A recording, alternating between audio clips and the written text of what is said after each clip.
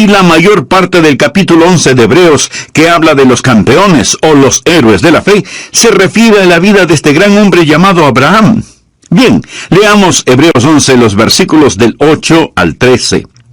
Por la fe Abraham, siendo llamado, obedeció para salir al lugar que había de recibir como herencia, y salió sin saber a dónde iba. Por la fe habitó como extranjero en la tierra prometida, como en tierra ajena, morando en tiendas con Isaac y Jacob, coherederos de la misma promesa. Porque esperaba la ciudad que tiene fundamentos, cuyo arquitecto y constructor es Dios. Por la fe también la misma Sara, siendo estéril, recibió fuerza para concebir y dio a luz aún fuera del tiempo de la edad, porque creyó que era fiel quien lo había prometido. Por lo cual también de uno, y ese ya casi muerto, salieron como las estrellas del cielo en multitud, y como la arena innumerable que está en la orilla del mar. Conforme a la fe murieron todos estos sin haber recibido lo prometido, sino mirándolo de lejos y creyéndolo, y saludándolo, y confesando que eran extranjeros y peregrinos sobre la tierra. Hasta aquí la porción de las Escrituras. Ahora, por favor, busque Romanos 4:11, en donde se le llama a Abraham padre de todos los creyentes. Así que Abraham tiene más o menos cubierto el mercado cuando se trata de la enseñanza de la fe. Escúcheme con atención. No puedo enfatizar lo suficiente la importancia de la fe. Y no estoy hablando de algo incidental. En Hebreos 11:6 leemos, pero sin fe es imposible agradar a Dios. Y usted quiere agradar a Dios, ¿verdad? Bueno, si usted quiere agradar a Dios, hágalo sin que importe a quién desagrade. Pero si usted desagrada a Dios, no importa a quién agrade. Y no hay manera de agradar a Dios sin fe. Lo repito, esto no es incidental, esto es fundamental. Fe es la marca del creyente cristiano. Los primeros seguidores fueron llamados creyentes antes de ser llamados cristianos. Es nuestro deber principal el creer en Dios. En Juan 6:29 leemos, respondió Jesús y les dijo, esta es la obra de Dios, que creáis en el que Él ha enviado. ¿Desea usted servir a Dios? Su deber principal es creer en Dios. El pecado supremo no es la incredulidad. El pecado más grande no es el asesinato, ni la violación, ni el robo, ni la corrupción, ni la tiranía. El pecado más grande, mi amigo, es la incredulidad. Cuando el Espíritu Santo de Dios viene al mundo, viene a convencer a los hombres del pecado, porque ellos no creen. La razón por la que los hombres están perdidos, condenados y rumbo al infierno, no es por algún pecado que hayan cometido, es porque no han creído. La Biblia dice en Juan 3:18, el que no cree no es condenado. Pero el que no cree ya ha sido condenado porque no ha creído en el nombre del unigénito Hijo de Dios. La incredulidad es la fuente de todos los demás pecados. Adán y Eva pecaron en el jardín del Edén porque no creyeron a Dios. La vida cristiana debe ser vivida por fe. Hebreos 10:38 lo dice claramente, mas el justo vivirá por fe. Amigos, se lo repito, sin fe es imposible agradar a Dios. Usted nunca tendrá éxito en su vida cristiana si es que no cree en Dios. Esa es la razón por la que estamos estudiando sobre algunos campeones de la fe o héroes de la fe. Ahora, lo que le voy a decir seguramente le asombrará. Abraham fue un pagano idólatra. Vivió en un lugar llamado Ur de los Caldeos cuando Dios le habló y le inscribió en la escuela de la fe, 2000 años antes del nacimiento de Jesús en la tierra.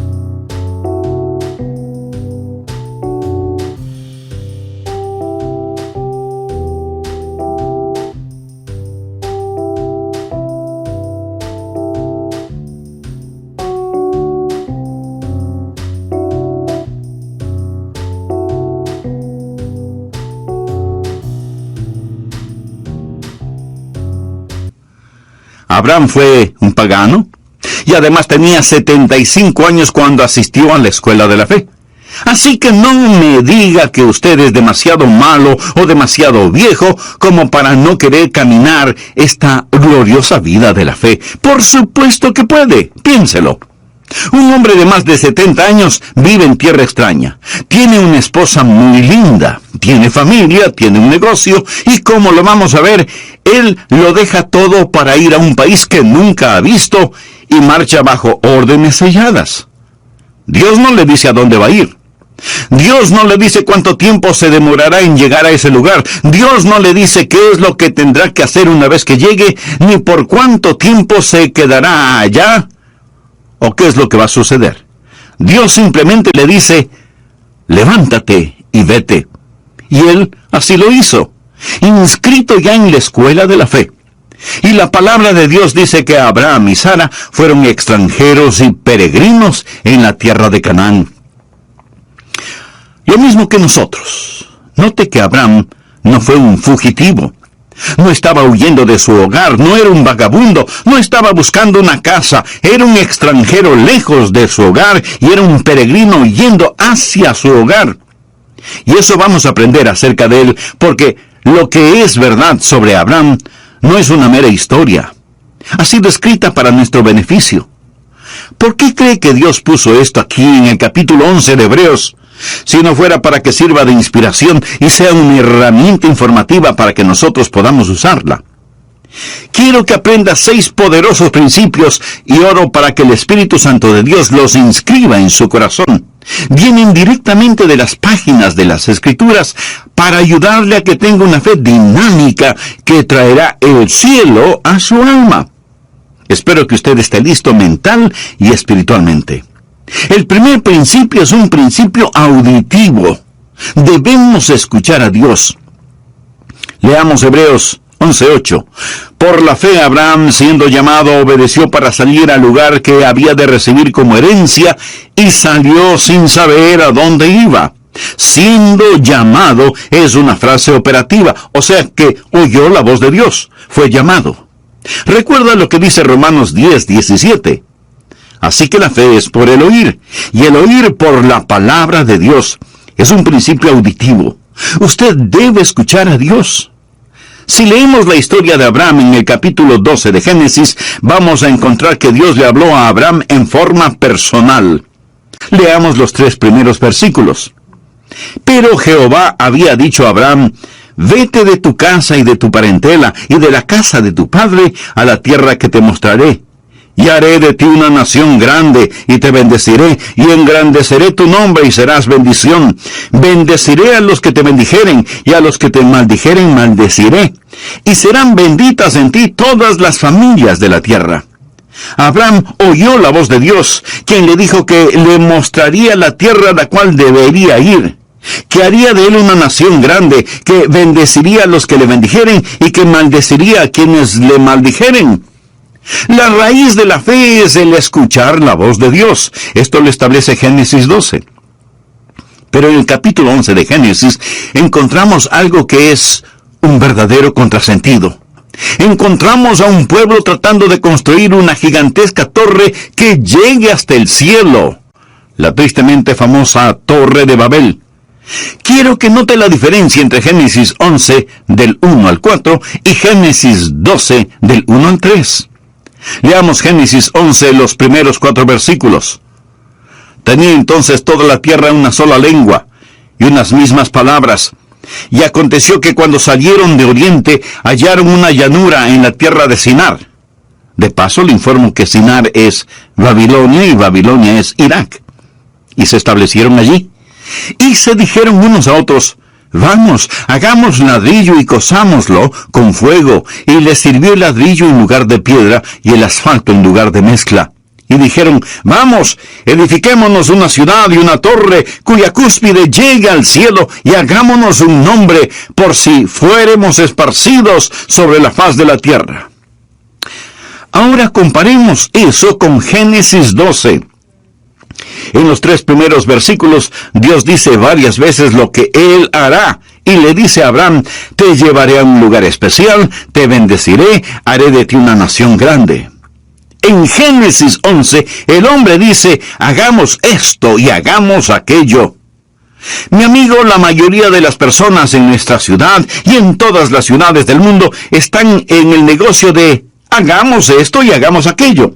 Estamos tratando de edificar rascacielos hasta el infierno. Estamos tratando de construir utopías.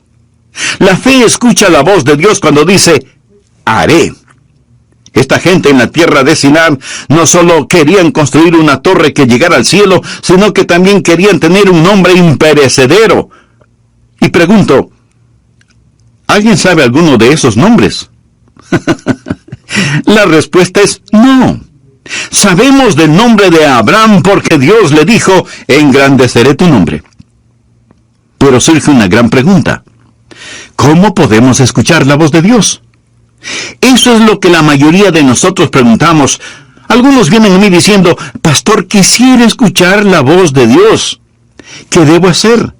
¿Cómo puedo yo, un simple mortal, decir cuál es la voluntad de Dios y por lo tanto creer en Dios? En nuestras oraciones muchas veces decimos: Señor, si es tu voluntad. ¿Alguna vez usted ha orado de esa manera? Señor, si es tu voluntad, haz esto. Si es tu voluntad, haz aquello. Señor, si es tu voluntad, sana. Muéstranos qué hacer. Protégenos. Ahora, si usted no conoce la voluntad de Dios, esa es una buena manera de orar, pero no es la mejor manera de orar. La mejor forma de orar es diciendo: Señor, esta es tu voluntad y te agradezco por ella y voy a permanecer en ella. Por favor, anote al margen 1 de Juan 5:14. Y esta es la confianza que tenemos en Él, que si pedimos alguna cosa conforme a su voluntad, Él nos oye. ¿Tiene usted la confianza como para decir: Señor, esta es tu voluntad, confío en ella? Ahí es cuando se hace presente una gran fe. Una gran fe no es el producto de tratar de adivinar la voluntad de Dios. Pastor, ¿cómo podemos escuchar la voz de Dios? Bueno, primero vamos a tener que admitir que Abraham escuchó la voz de Dios de una manera en que ninguno de nosotros la ha escuchado. Al menos, así lo creo. Dios se apareció a Abraham y le habló. Se le apareció como el ángel de Jehová. Note lo que dice Génesis 12:7. Y apareció Jehová a Abraham, así se llamaba entonces, y le dijo: a tu descendencia daré esta tierra. Y edificó allí un altar a Jehová, quien le había aparecido. Dios nunca se me ha aparecido de esa manera, ni siquiera a Moisés. Dios le habló a Moisés desde una zarza ardiendo. Yo nunca he visto una zarza ardiendo en forma sobrenatural. Dios le habló a Moisés sobrenaturalmente. Leo en la Biblia que Dios le habló a Saulo, quien más tarde sería el apóstol Pablo. Le habló en el camino a Damasco. Se le apareció en una visión en medio del resplandor del sol del mediodía, y Saulo oyó una voz desde el cielo. Yo nunca he escuchado algo así. Nunca he visto algo así. Simón Pedro estaba en el techo de una casa, y un ángel vino a él y tuvo una visión. Todas estas personas escucharon la voz de Dios en forma sobrenatural. ¿Es eso lo que estamos esperando hoy? Esa no es la norma para nosotros. ¿Significa entonces que no podemos escuchar la voz de Dios? No estoy diciendo eso. ¿Significa que somos menos? No. Significa que somos más. ¿Tenemos menos ventajas? No. Hoy tenemos mayores ventajas. Escuche atentamente. Para conocer la voluntad de Dios, tenemos mayores ventajas. Busque Hebreos 1, versículos 1 y 2. Dios, habiendo hablado muchas veces y de muchas maneras en otro tiempo a los padres por los profetas, en estos postreros días nos ha hablado por el Hijo, a quien constituyó heredero de todo y por quien asimismo hizo el universo. Bueno, ¿cómo Dios nos habla por su Hijo? La Biblia nos enseña que tenemos tres cosas: la palabra escrita de Dios, la mente de Cristo y la guía del Espíritu Santo. Ahora, eso no nos hace menos que las personas del Antiguo Testamento. más bien es una gran ventaja. Esos personajes del Antiguo Testamento, antes de tener las Escrituras, antes de saber lo que ahora nosotros sabemos por el Espíritu Santo que mora en nosotros, tenían que esperar que Dios se manifestara mediante una revelación abierta, una visión, una teofanía. Nosotros no tenemos que hacerlo. Mi amigo, cualquier instante podemos abrir la Biblia y escuchar la inspirada, infalible palabra de Dios. Así que no pierda la oportunidad.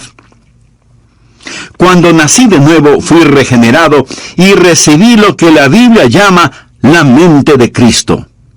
Veamos lo que dice 1 Corintios, capítulo 2, desde el versículo 14.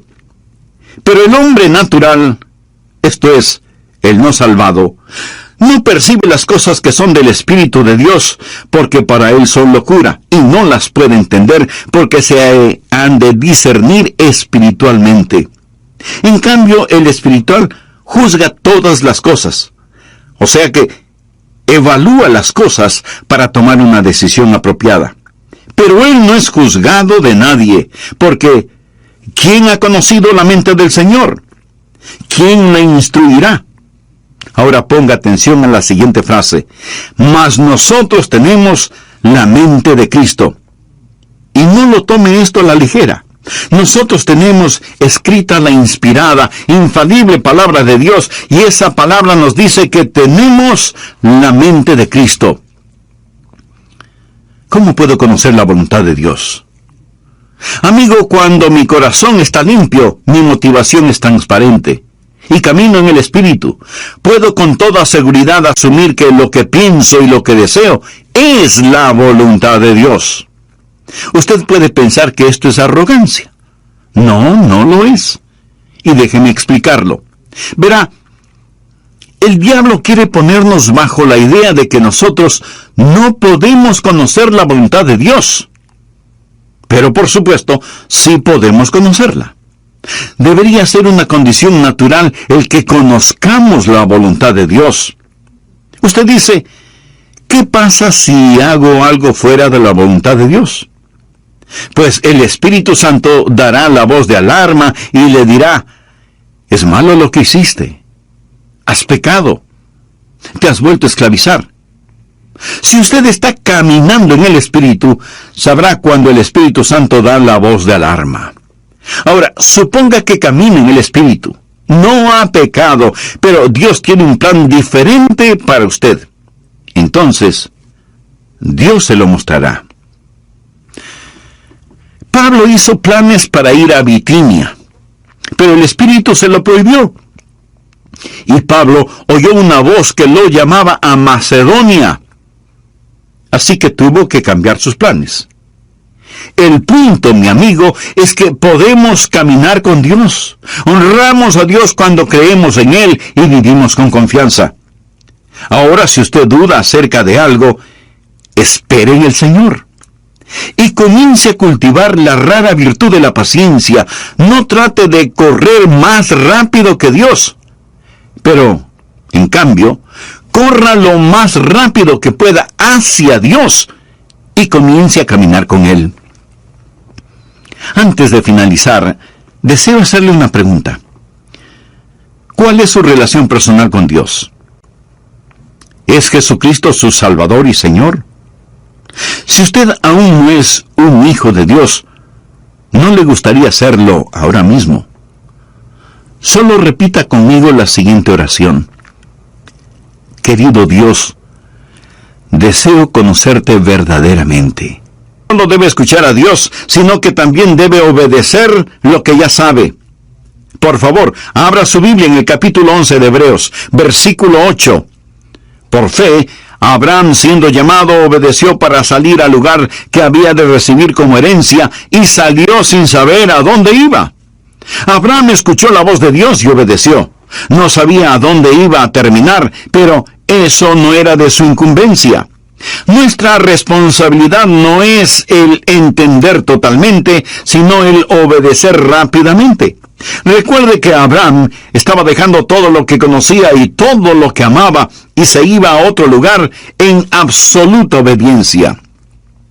Cuando Dios le hable, mi amigo, usted tiene que estar listo a obedecer, ya sea que esa orden tenga o no tenga sentido para usted.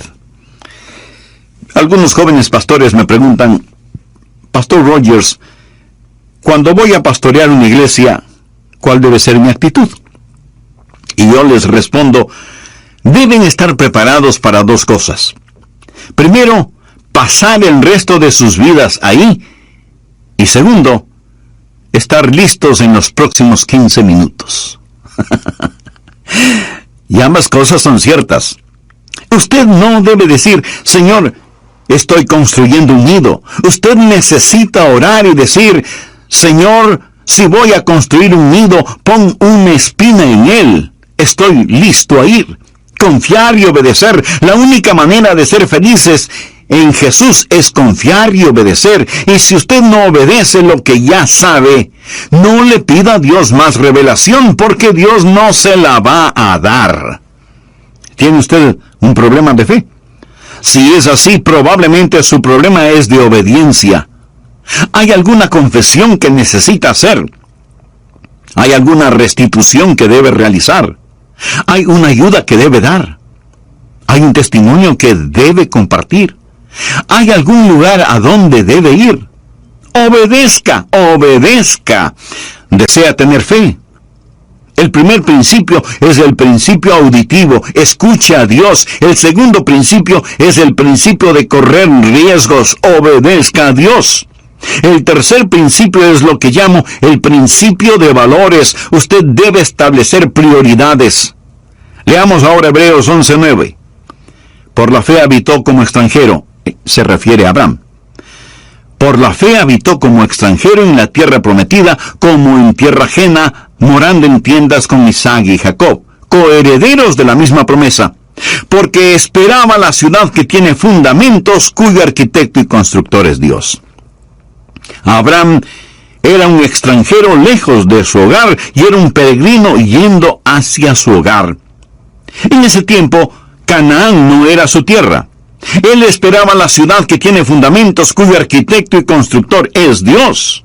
Vive bajo una carpa y no entierra las estacas demasiado profundo, porque su lema era, este mundo no es mi hogar, solo estoy de pasada.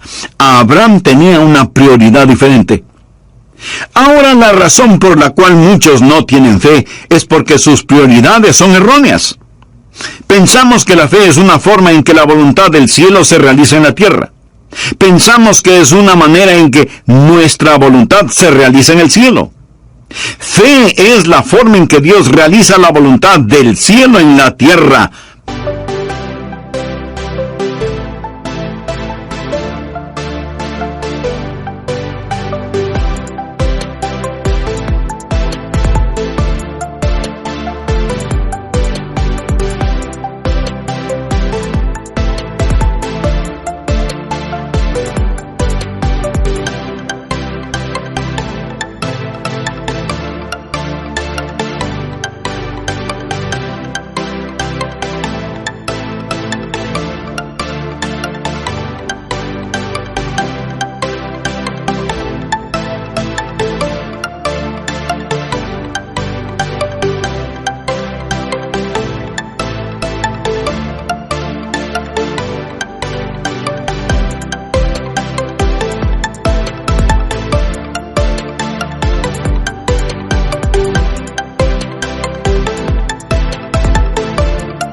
Venga tu reino, sea hecha tu voluntad, como en el cielo, así también en la tierra. Espero que usted se dé cuenta que nuestra ciudadanía está en el cielo, y no debemos estar tan apegados a las cosas de este mundo, porque desaparecerán como humo. Los éxitos más notables del hombre desaparecerán como vapor. Leemos en Filipenses 3:20, mas nuestra ciudadanía está en los cielos, de donde también esperamos al Salvador, al Señor Jesucristo. Si usted está viviendo para este mundo, usted no tiene fe. Santiago lo dice muy enfáticamente. Oh almas adúlteras, ¿no sabéis que la amistad del mundo es enemistad contra Dios? Cualquiera pues que quiera ser amigo del mundo, se constituye enemigo de Dios. ¿Es usted mundano y se pregunta por qué no tiene fe?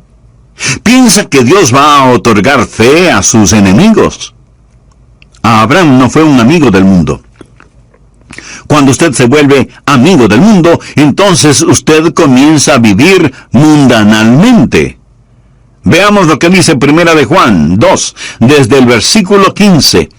No améis al mundo, ni las cosas que están en el mundo. Si alguno ama al mundo, el amor del Padre no está en él. Porque todo lo que hay en el mundo, los deseos de la carne, los deseos de los ojos y la vanagloria de la vida, no proviene del Padre sino del mundo, y el mundo pasa y sus deseos. Pero el que hace la voluntad de Dios permanece para siempre. Recuerde que la fe viene por la voluntad de Dios. Piense en eso. Cuando usted se vuelve amigo del mundo y comienza a amar las cosas del mundo, ¿qué es lo que sucede? Que usted se va a amoldar a las cosas del mundo. Leamos Romanos 12:2. No os conforméis. Quiere decir que no debemos dejarnos manipular ni amoldar.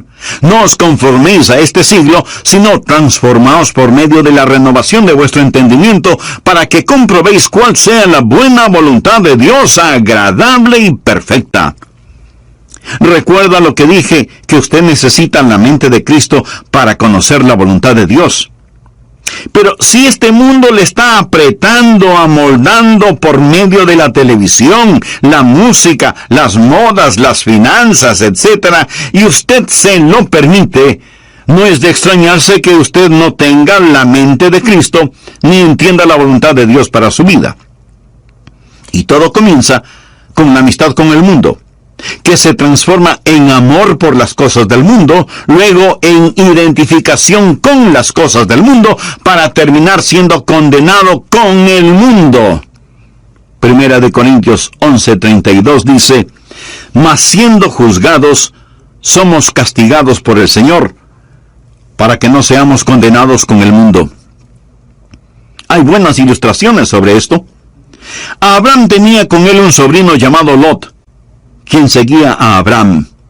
La Biblia nos dice que Abraham vivía en una carpa y que Lot armó la suya, pero con la vista hacia Sodoma, moviéndose hacia el mundo. Su esposa llegó a ser parte de la clase social alta en Sodoma, y sus hijas seguramente fueron cachiporreras en el colegio de Sodoma. Lot se volvió un hombre de negocios y seguramente llegó a ser un importante concejal de la ciudad de Sodoma. Pero cuando el juicio de Dios cayó sobre Sodoma, Lot lo perdió absolutamente todo. En la actualidad se oye mucho acerca de la separación de la iglesia y el Estado. ¿Sabe que el mensaje que necesita ser predicado hoy más que nunca es la separación de la iglesia y el mundo? La palabra de Dios es enfática en señalar que los hijos de Dios estamos en el mundo, pero no somos del mundo. Cuando miro a los creyentes promedio hoy en día, con tristeza tengo que admitir que se parecen, se visten, hablan, fuman, beben, ven las mismas películas, van a los mismos espectáculos, escuchan la misma música que los inconversos. O sea, siguen amando las cosas del mundo. Mi amigo, los hijos de Dios debemos ser diferentes. Si a usted lo llevaran preso por ser un creyente, tendrían suficientes evidencias como para condenarlo. Debemos ser diferentes. Quisiera hacerle unas preguntas muy personales. ¿Cuáles son sus metas? Tal vez quiere tener suficiente dinero para su retiro, comprar una bonita casa y poder gozar de una vida tranquila y sin preocupaciones emocionales o financieras. ¿Cuál es la meta que tiene para sus hijos? ¿Desea que ellos sean famosos y alcancen notable éxito en la vida? ¿Cuál es su meta en lo concerniente a su relación espiritual con Dios? ¿Se preocupa de que sus hijos desarrollen un carácter genuinamente cristiano debido al ejemplo que ven en usted? ¿Dejaría su trabajo presente y aceptaría otro menos importante y con menos dinero si eso ayuda al crecimiento espiritual suyo y de su familia? ¿Es su meta solo impresionar a la gente? ¿En compañía de quién preferiría estar? ¿De los ricos, famosos y mundanos? ¿O de los pobres, sencillos y puros? ¿Qué significa para usted la frase, buscad primeramente el reino de Dios y su justicia? Mi amigo, sin fe es imposible agradar a Dios. Y deseo que grabe en su corazón que si usted agrada a Dios, no importa quién desagrade, pero si usted desagrada a Dios, no importa a quién agrade. Bien, veamos el cuarto principio, que es el principio de visión. Mantenga enfocada su fe. Usted está escuchando este mensaje, este momento, y aún puede estar de acuerdo con lo que estoy diciendo, pero tan pronto como usted comience a hacer otras cosas, este mensaje puede quedar fuera de foco si es que no tiene cuidado. Nuevamente veamos Hebreos 11:10. Porque esperaba la ciudad que tiene fundamentos, cuyo arquitecto y constructor es Dios. Aquí la palabra operativa es esperaba. Ahora leamos el versículo 13.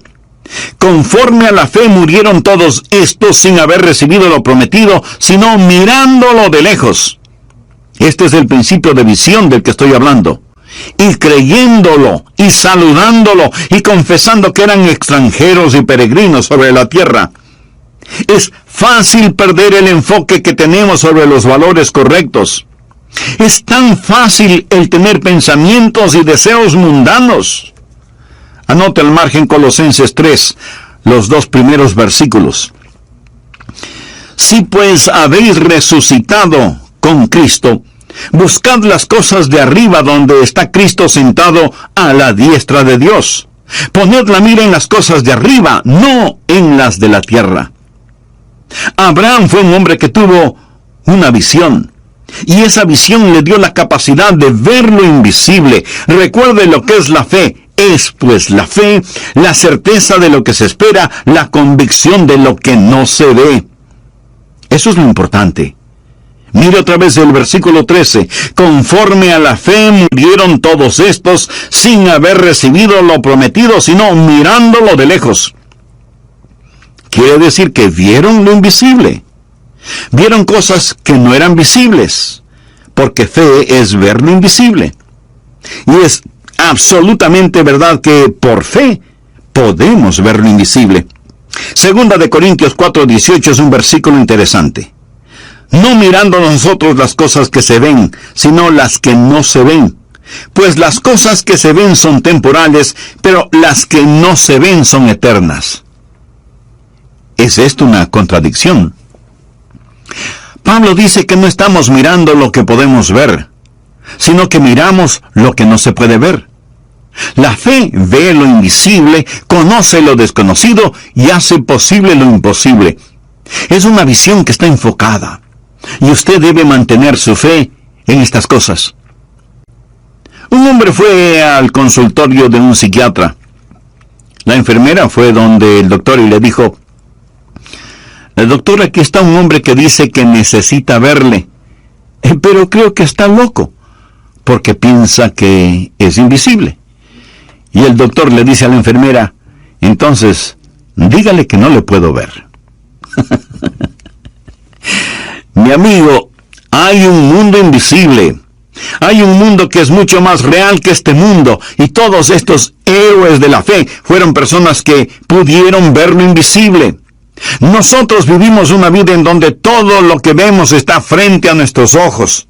La familia, la casa, el carro, el trabajo, la oficina, etc. No vemos la necesidad de visión. Nunca miramos hacia el cielo. No queremos ver más allá de nuestras narices. Aún en nuestro mundo material hay gente que deja su marca. Exploradores, novelistas, inventores, científicos, deportistas.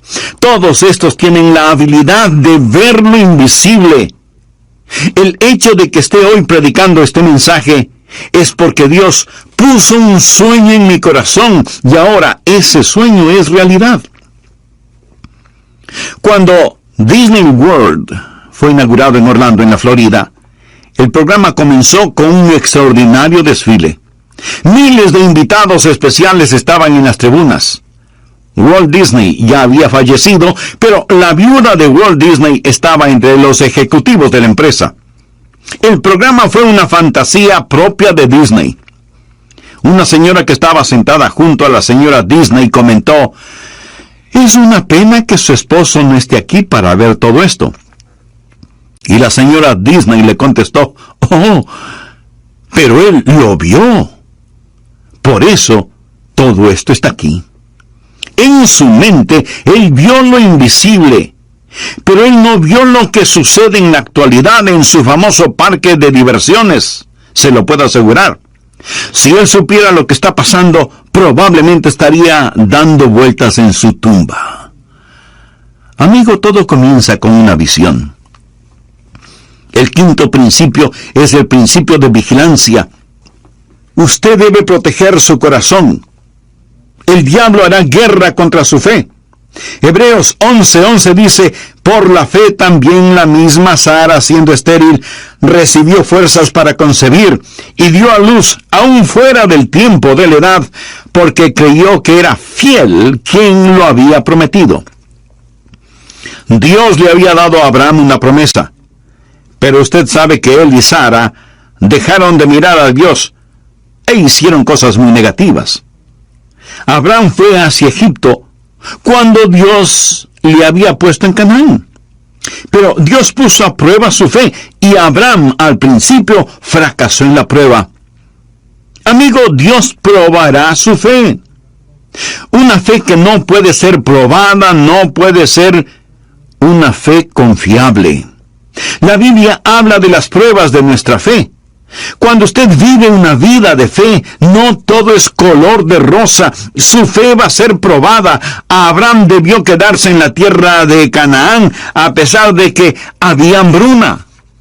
Si él sabía que Dios lo puso allí, debió haber dicho: «Aunque pase hambre, me voy a quedar. Si Dios me puso aquí, Él me cuidará».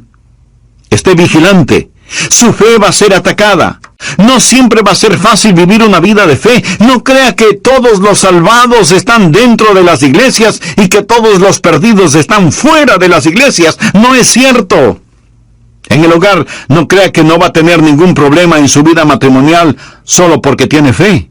En la vida, no piense que no va a tener quebrantos y a derramar lágrimas. Amigo, usted va a enfrentar problemas a pesar de vivir una vida de fe. Pero Abraham retornó a la vida de fe.